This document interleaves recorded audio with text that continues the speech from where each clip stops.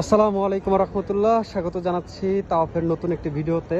আপনাদেরকে একটি আপডেট দিতে চাই যে এবারের হজে সবচেয়ে ভালো লাগার এবং মজাদার বিষয় কোনটি ছিল হাজিদের জন্য, বিশেষ করে হকার মুক্ত মক্কা।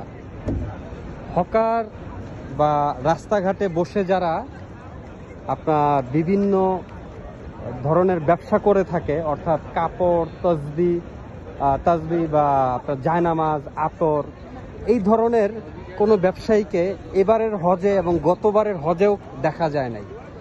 এর আগের যত হজ হয়েছে তখন দেখা গেছে বাঙালি, পাকিস্তানি, ইন্ডিয়ান, বিভিন্ন দেশের প্রবাসী ভাইয়েরা এই মক্কার এই যে দেখেন এই রাস্তাতে বসেই দেখা গেছে তারা ভিড় জমিয়ে ফেলতো। মানে এত পরিমাণ ভিড় হতো, তখন দেখা গেছে হাজিদের চলাফেরা করতে অনেক সমস্যা হতো। তো এবারের হজটা এবং গতবারের হজটাও খুব ব্যতিক্রম হয়েছে এবং সামনেও ইনশাল্লাহ আরও যতটুকু স্মুথ করা যায়, যেটা না করলেই না হাজিদের প্রয়োজনে, হাজিদের সহজ হওয়ার জন্য যা প্রয়োজন সেটাই করবে ইনশাল্লাহ। সেটাই আমরা মনে করি এবং দেখছি। কারণ সামনে সৌদি আরবের 2030-এর ভিশন, এটা এখনও চলমান আছে।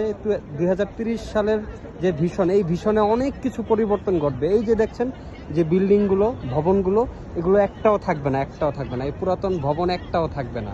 তো যাই হোক, এবারের হজে আপনারা যারা এসেছিলেন তাদের কাছে আসলে কেমন লেগেছে হকার মুক্ত এলাকা থাকায়, এবং কেনাকাটা করতে কোনো সমস্যা হয়েছিল কিনা, কারা কোথা থেকে কেনাকাটা করেছেন? যদিও হজের সময় সব কিছুর দাম অনেক দ্বিগুণ, গাড়ি ভাড়া থেকে যে কোনো জিনিসের দাম অনেক বেশি রাখা হয়, কিন্তু নর্মাল সময়ে দাম কিন্তু এত না। যাই হোক, সবাই ভালো থাকবেন, ধন্যবাদ, আসসালামু আলাইকুম। পরবর্তী ভিডিওতে দেখা এবং কথা হবে।